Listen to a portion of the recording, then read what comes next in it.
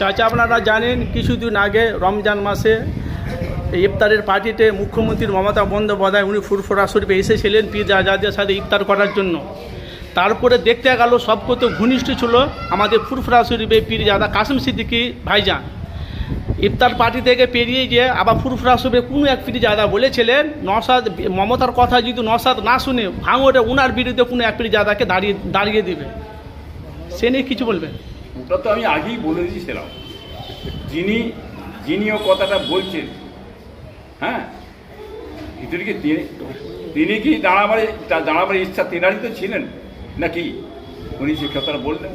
তারপরে আমি বলেছিল আমার ভাইপো দাঁড়াবেন না, কি মিনিট, এ কথা আমি আগে বলে দিয়েছি।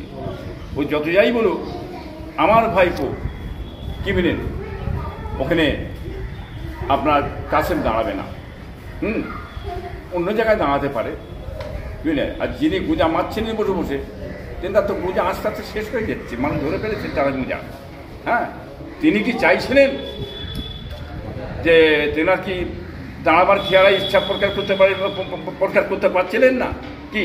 তিনি দাঁড়াক না কি, এটা আমরা দেখতে চাই। তিনি দাঁড়াবেন না, তিনি খালি গোজা মারতেই ব্যস্ত আছে, কি মিলেন। তো হঠাৎ দেখতে পাওয়া গেল